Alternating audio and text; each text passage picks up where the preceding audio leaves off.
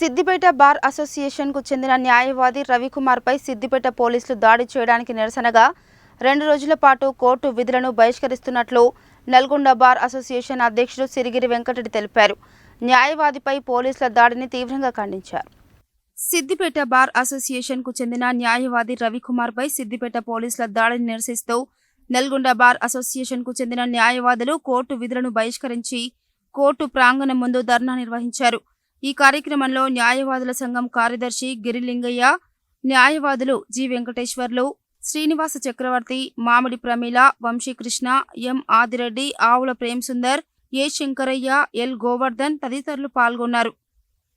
Siddipet bar అసోసియేషన్కు సంబంధించిన రవికుమార్ అనే వ్యక్తి హైకోర్టు యాంటిసిపేటరీ బెయిల్ ఇచ్చినందున పోలీస్ స్టేషన్లో పోయి షూరిటీ పెట్టడానికి వెళ్తే అక్కడ అతన్ని చాలా ఇబ్బంది పెట్టారు. తర్వాత హాస్పిటల్లో నేరస్తునికి అవసరం లేకపోయినా ఆ హాస్పిటల్లో చెక్ చేయడానికి తీసుకెళ్ళి అక్కడ కూడా అబ్జెక్షన్ చెప్పిన అడ్వకేట్ మీద దాడి చేశారు, కొట్టారు, అతని మీద సెల్లు బలగొట్టారు, అతన్ని గాయపరిచారు. అట్లాగే తర్వాత దాని మీద కంప్లైంట్ చేసిన అడ్వకేట్ కంప్లైంట్ చేస్తే దాని మీద ఎలాంటి చర్య తీసుకోకుండా అతని మీదనే ఎఫ్ఐఆర్ ఇష్యూ చేయడం జరిగింది. ఇలాంటి పోలీసు వాళ్ళు ఇలాంటివి చాలా ఇబ్బందికరమైన పరిస్థితులను సృష్టిస్తున్నారు. కాబట్టి దానికి వ్యతిరేకంగా రాష్ట్రం మొత్తం కూడా న్యాయవాదులందరూ 2 రోజులు కోర్టు బహిష్కరిస్తున్నాం.